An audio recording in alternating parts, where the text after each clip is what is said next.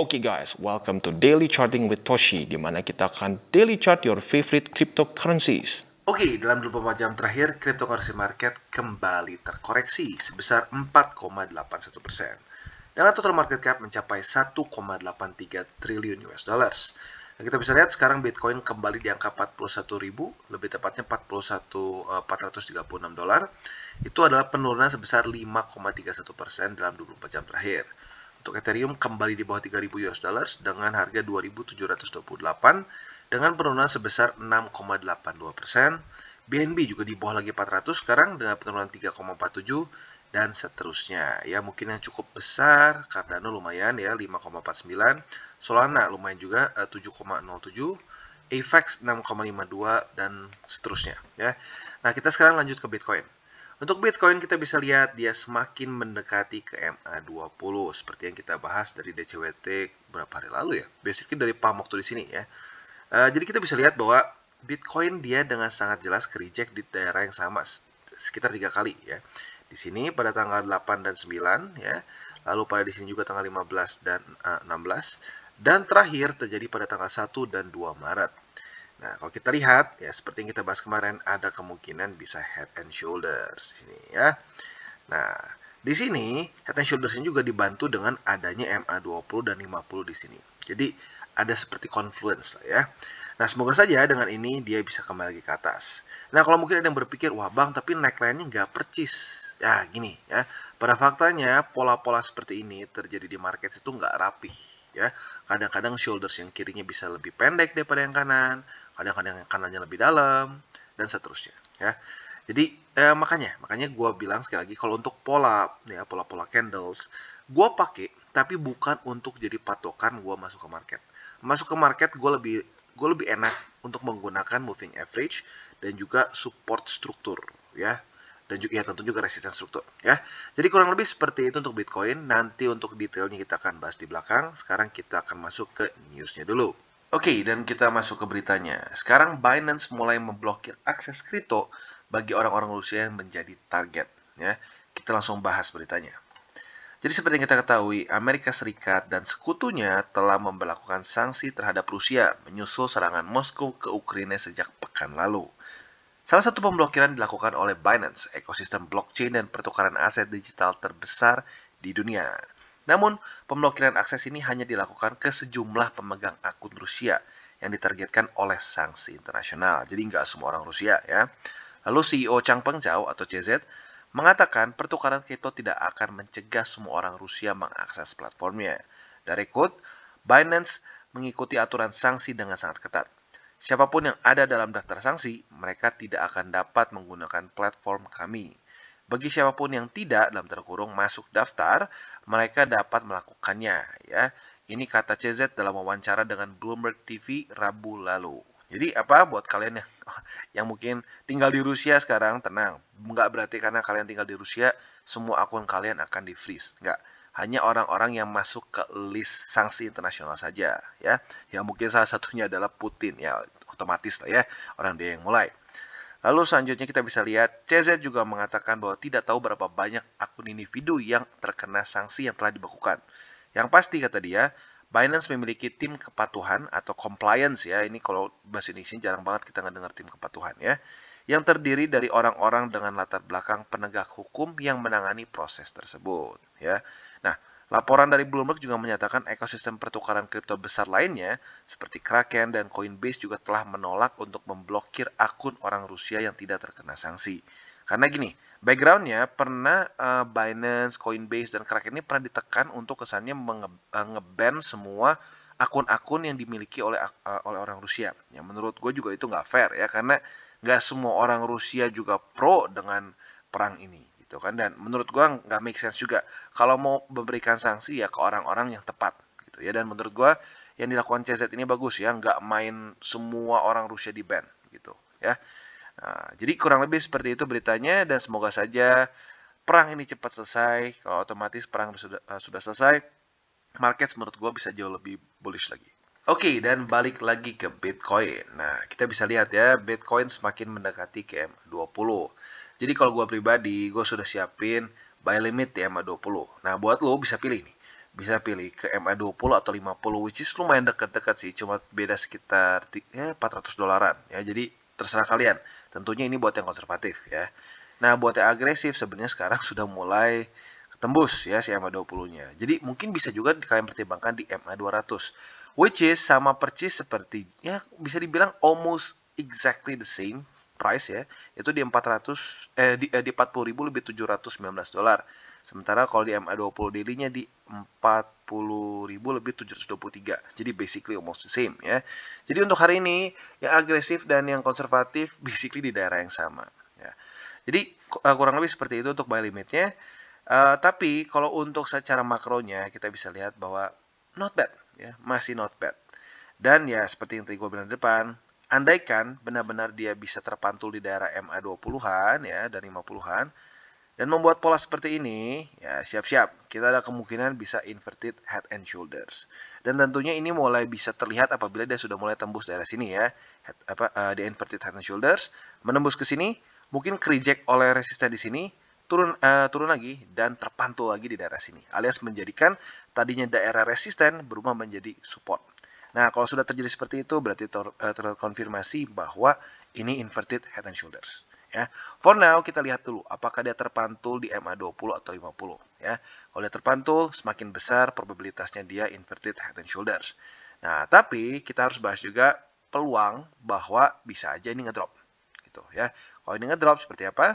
Kalau ini ngedrop, otomatis paling gampangnya adalah dia menembus dan close daily di bawah dari 20 dan 50. Nah, kalau sudah seperti itu, berarti strukturnya mulai pecah lagi. Ya. Nah, kalau dia mulai pecah lagi, siap-siap. Bisa saja retest lagi daerah 36, ya 37 lah kalau kita bulletin ya. Sekitar 37.000 US dollars. Gitu.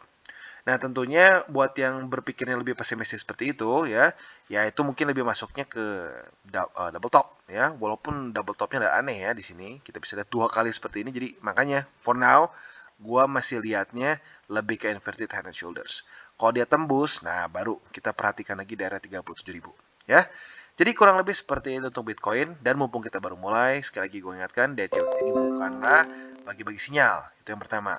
Yang kedua adalah DCWT ini bukanlah financial advice ya. Dan jadi ini semuanya tujuannya untuk membiasakan para subscriber gue untuk bisa charting. Dan mumpung kita bermulai, gue ingin ingatkan sekali lagi bahwa DCWT ini bukanlah financial advice. Itu yang pertama. Yang kedua, ini bukanlah sinyal ya. Tujuan gue untuk membuat DCWT ini adalah membiasakan para subscriber gue untuk bisa charting ya. Jadi kurang lebih seperti itu untuk BTC. Kita langsung lanjut ke AVAX. Oke, dan sekarang kita masuk ke AVAX. Untuk AVAX kita bisa lihat ya, kemarin ikutan ketarik oleh Bitcoin. Ya, rata-rata semua juga pasti ikutan ketarik ya. Paling Luna yang ada aneh ya. Nah, untuk sekarang kita bisa lihat dia kemarin itu tembus MA20 dan 50, walaupun 50-nya arguably tipis ya. Tapi good news-nya apa? Good news-nya MA200 masih hold sebagai support. Begitu ya untuk daily close jam 7 pagi tadi. Tetapi seperti kita bisa lihat pada hari ini langsung di retest lagi MA200-nya. Jadi PR kemarin sih oke ya, dia nggak nembus 200. Tetapi PR sekarangnya adalah harus berhasil mempertahankan ya. Nah, kalian lihat candle seperti ini, seperti biasa, ini masih ada 20 jam lagi ke depan. Jadi tentunya hari ini belum close. Nah, kalau sudah close, PR-nya jangan sampai di bawah 200. Karena kalau sampai di 200, bisa saja dia malah menjadikan 200-nya menjadi resisten. Tadinya support kemarinnya, hari ini bisa berubah menjadi resisten. Nah, tentunya kita tidak mau itu terjadi. Ya. Jadi PR untuk AVAX simple, dia close daily kalau bisa di atas 200. Dan lebih baik lagi kalau dia bisa sampai nembus juga MA20 dan 50 ya. Jadi kurang lebih seperti itu. Dan kalau untuk buy limit sebenarnya masih sama ya. Jadi buat kemarin yang sudah pasang di MA200 pastinya udah kena ya. Nah, buat kalian yang belum punya posisi di daerah MA200 ya di sekitar $77 gitu ya. Nah, kalian boleh pertimbangkan untuk averaging di daerah sini ya. Tapi buat kalian yang sudah punya posisi di 200 berkali-kali ya jangan tiap kali sampai 200 lo beli gitu ya. Jadi kurang lebih seperti itu untuk AVAX dan overall masih oke ya, dia secara struktur masih cenderung naik ke atas walaupun ya di sini dia mulai membuat ini ya lower high di sini ya. Jadi semoga saja masih cukup momentumnya untuk lanjut lagi ke atas ya. Dan ya otomatis setelah kalau dia sudah berhasil menembus 50 dan 20, PR selanjutnya adalah close daily lagi di atas dari $87 untuk menunjukkan momentum dari AVAX yang masih cukup kuat Oke, dan selanjutnya Phantom. Sayang sekali Phantom PR-nya tidak dia selesaikan ya. Kita sudah bilang kemarin PR dari Phantom adalah setelah dia berhasil break up ya, yaitu dia harus bisa mempertahankan supportnya. Kalau dia nggak bisa pertahankan supportnya, sama aja jebol lagi. Dan ternyata benar ya, dia tidak berhasil mempertahankan MA 200 ya. Sangat ya lumayan mengecewakan, tapi ya well, sudah kita expect dari kemarin ya. Nah, jadi untuk sekarang Phantom PR-nya ngulang lagi ya. Ngulang lagi PR-nya, kembali lagi harus reclaim MA 200 ya. Kalau dia sudah bisa reclaim lagi MA 200, nggak cuma naik aja. Yang penting adalah menahan support 200-nya. Ya, kalau dia nggak bisa tahan support 200-nya, sama aja bohong ya. Tapi good news-nya apa? Good news-nya minimal dia masih membuat satu pola higher high ya, higher high dan higher low for now. Sudah kebuat nih higher low. Nah, jadi ya sekarang PR-nya ya for now tembus 200 atau minimal jelek-jeleknya jangan sampai jebol lagi 20 ya. Jadikan 20 sebagai support. Itu yang lebih PR lebih simpelnya lah ya. Tapi yang kita mau sih tentunya dia harus reclaim lagi 200 kalau momentumnya tetap kuat ya. Jadi kurang lebih seperti itu untuk Phantom. Dan kalau untuk buy limitnya dalam kondisi seperti ini ya baik lagi wait and see ya. Karena si support kuatnya ini masih belum menjadi support kuat gitu ya.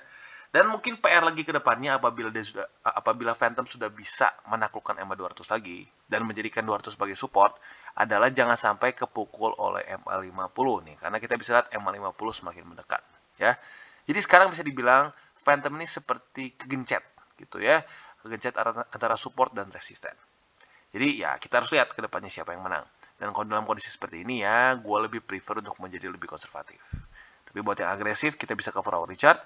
Dan ya boleh aja lu misalkan lu model 50, oke. Tapi kalau gue pribadi sih gue akan skip ya. Karena dalam posisi seperti ini nggak terlalu bagus secara risk reward ratio-nya ya. Jadi kurang lebih seperti itu untuk Phantom. Oke, dan selanjutnya Solana. Nah, Solana ini menjadi satu contoh kasus pentingnya kita menunggu konfirmasi ya. Jadi gue sudah bilang untuk kemarin dari Solana ya, dari kemarin-kemarin gue belum akan tambah posisi. Walaupun kemarin MA20-nya ketembus dengan cukup kuat. Gue bilang gue belum mau tambah posisi. Kenapa? Karena belum terjadi konfirmasi. Dan menurut gue konfirmasi yang paling penting adalah menembus MA50 yang secara bersamaan ada resisten juga di daerah sini ya, struktur. Nah, ternyata kemarin gagal di sini. Dan akhirnya apa? Ya kembali lagi turun. Apabila resisten gagal dihajar, ya dianya yang kehajar gitu kesannya ya. Jadi untuk sekarang Solana gue pribadi belum tambah posisi. Dan mungkin PR-nya andaikan sampai dia lanjut lagi turun, jangan sampai dia membuat lower low. Alias yang harus dia hold adalah daerah sini. Sekitar $82 ya. Kalau dia tembus lagi $82, itu nggak bagus ya secara momentum. Karena kita bisa lihat dari ini ya, dari basically akhir-akhir Januari ya. Dia masih terus membuat pola apa? Lower high, ya ini high, lower high, lower high, dan lower high ya, alias masih bearish ya. Jadi sebelum dia bisa membuat higher high dan higher low ya sulit untuk bisa lanjut lagi ke atas. Jadi PR-nya untuk Solana adalah untuk hari ini ya, terutama jangan sampai dia close daily di bawah MA 20. Karena kalau sudah dia close lagi di bawah 20, ya siap-siap ada kemungkinan besar $83 bisa di retest lagi ya. Jadi kurang lebih seperti itu untuk Solana, lebih ke wait and see. Oke, dan selanjutnya kita akan bahas Luna, Superman kita ya. Walaupun dia sudah berapa hari nih? 1, 2, 3, 4. 4 ya 3 hari menuju 4 hari berusaha menembus $91. Dia masih belum bisa berhasil menembus dengan cukup signifikan. Ya, di sini sedikit ketembus tapi barely banget ya. Seperti kalian tahu, gue sudah bahas beberapa kali sebelumnya. Kalau tembusnya kagok dikit-dikit, seringkali malah breakdown lagi ya. Tapi yang kerennya dari Luna, dia sepertinya masih belum mau menyerah ya. Dia masih coba lagi bahkan sampai hari ini. Weeknya kita bisa lihat dengan jelas ya, sudah beberapa hari ke bawahnya lumayan. Artinya apa? Para sellers lumayan ketahan ya oleh para buyers. Nah, jadi gimana nih ya? Kalau gue pribadi stick with my plan ya. Gue tetap masih menunggu di daerah $75 lebih 11 sen. Wah bang, kalau misalkan nggak dapat gimana? Ya udah, itu bukan jodoh lu berarti. Ya, kenapa? Karena kalau ini banyak konservatif. Kalau lu ngerasa, aduh bang, nggak apa-apa bang, gue berani ambil risiko lebih besar. Karena menurut gue mungkin momentum Luna oke ya, terserah kalian. Kalian harus tahu kalian seperti apa tipenya. Ya, kalau kalian lebih agresif ya boleh pindah ke 4 hourly chart. Nah, untuk 4 hourly chart, kalian bisa pertimbangkan MA50. Kemarin 20-nya udah berusaha nih Udah berusaha tetapi ya nggak berhasil akhirnya. Nah, jadi mungkin bisa kalian pertimbangkan di MA50. Bollinger Band, menurut gua nggak worth it lah kalau kita cuma berharap dari Bollinger Band doang. Gitu. Jadi kalau gua pribadi sih lebih baik tunggu sampai kena MA50 untuk yang lebih agresif, gitu ya. Nah tentunya ya untuk yang lebih agresif harus lebih sering lihat chart ya, karena 4 hourly chart akan berubah candle setiap 4 jam sesuai dengan namanya. Maka dari itu pasti moving average akan bergerak lebih cepat ya. Jadi kurang lebih seperti itu, gue ulangi. Buat yang konservatif, bersabarlah, tunggu saja sampai di $75 lebih 11 sen. Kalau nggak kena, ya sudah, itu bukan rezeki kita. Nah, tapi buat lo yang ngerasa, oh, gue secara momentum lebih kuat nih, gue bisa beli lebih cepat. Ya, lebih agresif ya silakan. Bisa pertimbangkan MA50 yang ada di $78 lebih 64 sen. Sekarang, ya. Nanti berapa jam ke depan ya otomatis dia akan ikutan naik berdasarkan data yang sebelumnya, ya. Jadi kurang lebih seperti itu untuk Luna. Oke, dan selanjutnya Binance ya, BNB. Sayang sekali, PR-nya kemarin tidak diselesaikan. Ya, PR-nya harusnya adalah mempertahankan MA50, tetapi jebol. Dan gilanya apa? Sesuai dengan yang kita bahas ya, dia jebol, langsung MA50-nya berubah menjadi resisten hari ini. Ya, walaupun tentunya ini bisa 20 jam lagi. Masih ada kemungkinan dia bisa lagi ke atas. Jadi untuk sekarang, PR-nya untuk Binance adalah kembali lagi di atas MA50 ya. Ya bentuknya ya basically gini lah, kalau bisa meng-engulf juga yang sebelumnya di sini. Jadi close daily-nya di atas dari $409. Kalau bisa seperti itu, that's really good for Binance ya. Tapi sekarang yang kita bisa lihat, dia sekarang malah retest lagi MA20. Jadi gini, kalau untuk scenario atau PR-nya kalau kita berharap ini lebih bullish, ya itu adalah close di atas M50. Nah, kalau kita lebih cenderung bearish, ya minimal bertahan dulu jangan sampai 20-nya ketembus, ya. Jadi kurang lebih seperti itu, dan tentunya kalau dalam posisi seperti ini belum terjadi konfirmasi yang cukup kuat. Ya berarti kalau gue pribadi lebih ke wait and see. Nah buat lu yang mungkin ngerasa kayak, oh nggak apa-apa bang, gue pengen averaging aja nih BNB karena gue rasa posisi gue kurang. Ya well, boleh aja di MA20 di daily, walaupun kalau gue pribadi sih skip ya, karena ya nggak terlalu kuat gitu menurut gue. Kalau kita lihat sekarang yang menjadi resisten yang menyebalkan adalah MA50. Ya, jadi musuh terbesar kita untuk di Binance malah lebih ke MA50 ya. Jadi kurang lebih seperti itu. Untuk yang agresif ya boleh aja ya di 200, tapi ya kita bisa lihat nih dalam 30 menit lagi dia akan close ya. Nanti pas udah upload pasti udah close tentunya. Ya kita lihat kalau si 200-nya bisa bertahan, ya mungkin boleh lu pertimbangin untuk beli di situ. Oke, dan selanjutnya Ethereum. Nah, untuk Ethereum kita bisa lihat bahwa ya cukup menyeramkan ya candle pada hari ini. Tapi good news-nya apa? Ini belum close ya, masih ada 20 jam lagi ke depan. Jadi masih ada kemungkinan ini cuma wick saja dan bisa lanjut ke atas ya. Nah, jadi PR-nya untuk Ethereum adalah jangan sampai close di list seperti ini ya. Kalau bisa dia harus kembali lagi di atas MA50 ya. Lebih baik lagi kalau sampai dia bisa meng-engulf si MA50 ya. Nah, tapi untuk sekarang ya minimal ini deh, minimal jangan sampai jebol 20 dan juga support di sini di 2768 ya. Jadi kurang lebih seperti itu. Dan kalau dalam bentuk seperti ini ya otomatis lebih ke wait and see ya. Buat kalian yang sudah ada buy limit di 50 kemarin udah kena tentunya. Jadi ya sudah tinggal bersabar saja dan tunggu gitu. Nah, andaikan sampai daily-nya jebol, struktur selanjutnya di mana? Ya di sini ya, antara $2.611 atau di daerah sini 2.575. Nah, kalau sampai close daily di bawah dari dua situ ya, that's bad. Karena kenapa? Strukturnya kembali lagi terpecah. Tadinya di sini kan kita bisa lihat dia sudah membuat high, lalu sudah membuat higher low ya, sudah membuat higher low di sini. Nah, kalau sampai dia nembus lagi ke sini, artinya apa? Higher low-nya jadi ya ketembus alias jadi invalid ya. Kalau sudah seperti itu berarti momentumnya kembali lagi bearish. Itu yang pertama. Dan yang kedua yang harus kita pertimbangkan juga adalah dia sudah 3 kali atau lebih tepatnya 2 kali lah ya. 2 kali membuat lower high ya. Jadi ya bisa dibilang secara momentum nggak benar-benar kuat banget. Tapi ya kita masih bisa berharap dari sini, yaitu adalah higher low di sini. Ya, semoga saja higher low ini bisa tetap bertahan dan Ethereum bisa kembali lagi naik ya. Jadi kurang lebih seperti itu, lebih ke wait and see. Apabila sudah berhasil menembus 50 baru kita bisa pertimbangkan lagi untuk averaging di support-support selanjutnya ya. Oke guys, sekian dari segmen Daily Charting with Toshi. Apabila segmen ini bermanfaat, boleh share dengan teman-teman dan jangan lupa untuk like, subscribe, klik the bell icon, dan see you on the next videos.